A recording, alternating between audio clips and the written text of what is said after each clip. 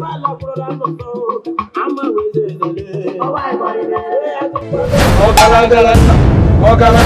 moment from today, the prince of this land will return. So influence him that he will have no option than to start loving our daughter. He said...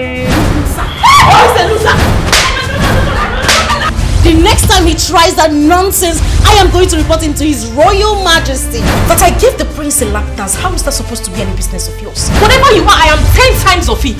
Like you always say, we are all here for a competition, my darling. Do what you can do to win the game. All this rubbish where you don't they do. I can't they bone and no means I they fear you. They hear me so.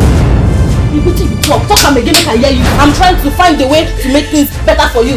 When I'm queen, you're shouting nonsense. If I see a way to bother all of you like Sati and throw you out of this palace, that is exactly what I want. No, what do you mean? You want me to lend you my time? A palace church rat? I'm a security or a servant in this palace does not give you the right to talk to me anyhow. Nobody can come in between me and my God, not even you. But shut up, man. If I shout, what will happen? Now, need I remind you that I came back from Canada? You're a fool. Did you just call me a fool? A big one. Your days in the palace are over. You are hereby disqualified from this contest. I am the royal guest. When I become the queen, I'll make your life miserable in this palace. This is the last time I will accept this nonsense from you. Who is your choice? It's my business. I'm telling you. I'm telling you my brains.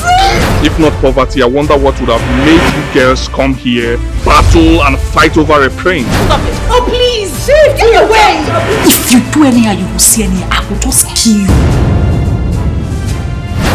Hey! My name is Ogolo Martin Sogo, aka Bombo, the chief chef of this palace.